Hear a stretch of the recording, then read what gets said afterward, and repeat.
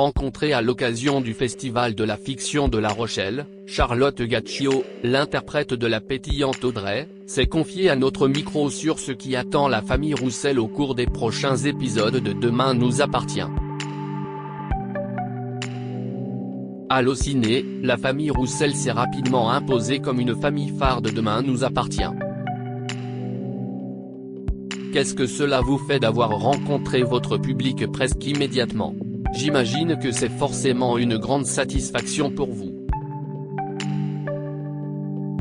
Charlotte Gaccio, c'est une grande chance d'avoir été adoptée par le public comme ça. Quand on s'est rencontré avec les enfants, il y a eu quelque chose de très évident entre nous. Une complicité immédiate. Pour créer une famille, c'est très important. Ça ne nous a pas quittés en fait. On est toujours aussi complices. On s'aime tous. On passe nos vies ensemble quand on est à 7 ou sinon on s'écrit toute la journée sur WhatsApp. On est très proches et très heureux d'avoir été adoptés par le public effectivement. Dans les derniers épisodes, Léo, Paco Blanco, s'est fait un nouvel ami en la personne de Mathis, Léandre Castellano Lemoine, un petit garçon autonome dont les parents divorcés se déchirent à propos de sa garde. Que pouvez-vous nous dire sur l'intrigue qui arrive? Léo rencontre le petit Mathis qui est au cœur de la séparation de ses parents. La mère veut la garde et ça ne se passe pas très bien avec son papa. Il aime très fort son fils mais il ne sait pas très bien s'y prendre. De son côté, Audrey prend ce petit Mathis sous son aile. Les frères et la sœur de Léo s'occupent aussi de ce petit garçon, tout comme Damien aussi évidemment. Dans pas longtemps, ça va basculer du côté obscur, rire. Et on va vivre quelque chose de très intense avec Léo, Mathis et son papa. Quel rôle Audrey va-t-elle jouer auprès de Mathis et de ses parents? Audrey continue à jouer son rôle protecteur. Elle aime évidemment ses enfants mais je crois qu'elle aime les enfants en général. Elle se prend d'amour pour ce petit Mathis et elle a envie de le protéger. Elle est également en empathie avec ce papa qui galère parce qu'elle-même est une maman qui galère. Il y a donc ce lien entre eux qui se noue et quand ça va vriller, elle va être très blessée forcément. Mais quoi qu'il arrive, Audrey va rester une maman louve, une maman ours, une maman qui défend ses enfants et les enfants. Elle va vraiment monter au front pour Léo et Mathis. De plus en plus, le comportement de Dan va commencer à poser question. Il a un comportement un peu étrange et va se révéler plus dangereux qu'il en a l'air. Léo pourrait-il être en danger? Léo pourrait être en danger effectivement. Damien, Adrien Robe, est très proche de Léo dont il est devenu le parrain et on l'a récemment vu en beau papa poule. De quelle façon va-t-il s'impliquer dans cette histoire? Il est surtout très en soutien d'Audrey. Il est avec elle tout le temps. C'est une belle histoire d'amour tous les deux. De famille aussi. Damien a enfin trouvé ses marques chez les Roussel. Avec Audrey, pourrait-il franchir une nouvelle étape dans leur couple? Un mariage ou pourquoi pas un bébé? Ils sont installés et vivent ensemble maintenant. Un bébé, je n'espère pas. Audrey a déjà 4 enfants, on va peut-être la laisser tranquille, rire. Un mariage, j'aimerais bien. J'adorerais même. Je suis marié dans ma vie et du coup j'aimerais beaucoup remettre une belle robe, refaire un mariage. Si les auteurs ont envie de ça, on serait partant. Alma, Camille de Pazy, est revenue à 7 après quelques mois d'absence et son amitié avec Audrey était particulièrement appréciée. Peut-on espérer les voir interagir encore plus ensemble prochainement?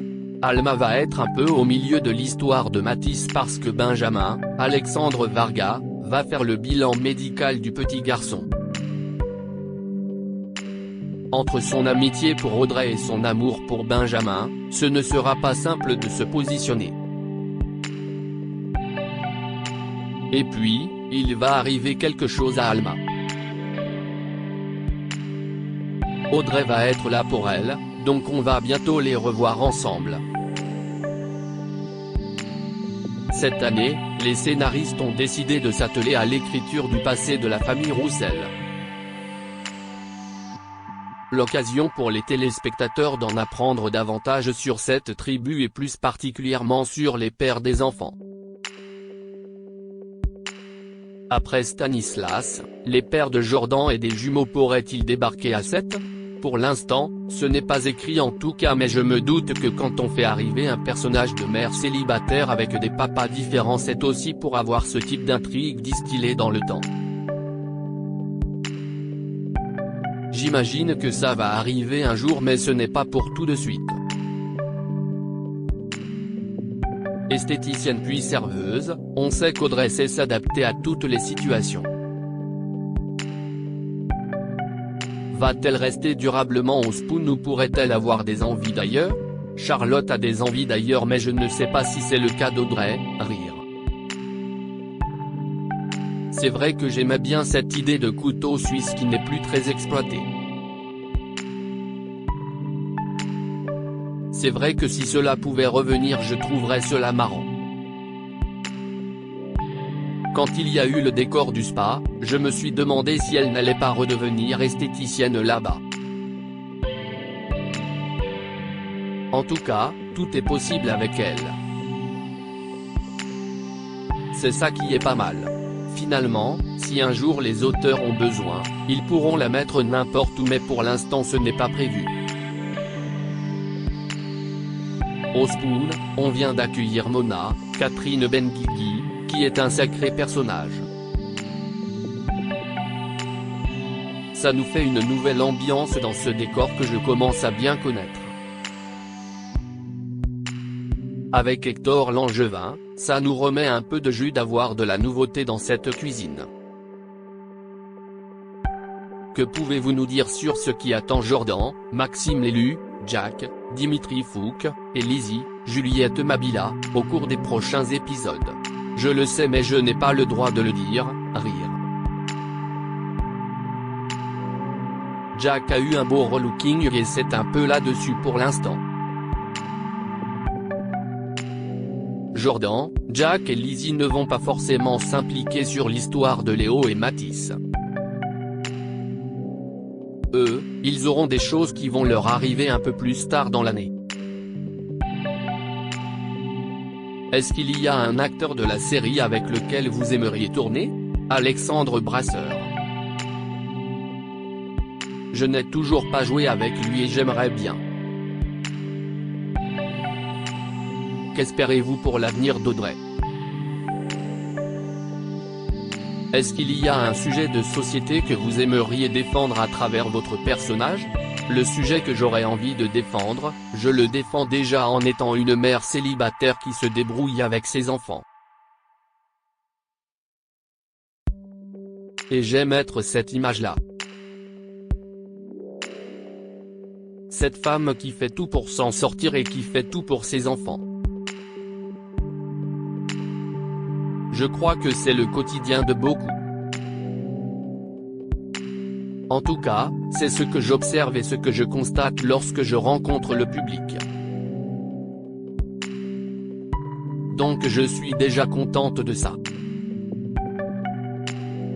C'est déjà le personnage que j'aime. Avez-vous d'autres projets en dehors de la série dont vous pouvez nous parler? Ce que je peux vous dire c'est que la saison 7 de Sam devrait se tourner normalement cet hiver. Il y a eu beaucoup de remaniements d'écriture, c'est pour ça qu'on ne sera pas diffusé en janvier cette année. Ce sera un peu plus tard mais c'est dans les tuyaux.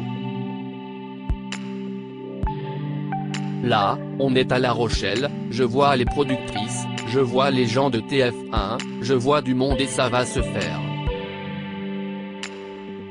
On va voir une saison 7 de Sam très bientôt.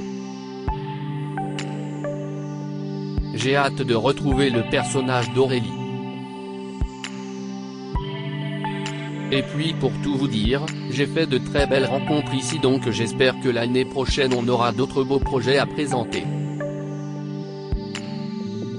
Propos recueillis au Festival de la Fiction de La Rochelle le 16 septembre 2022.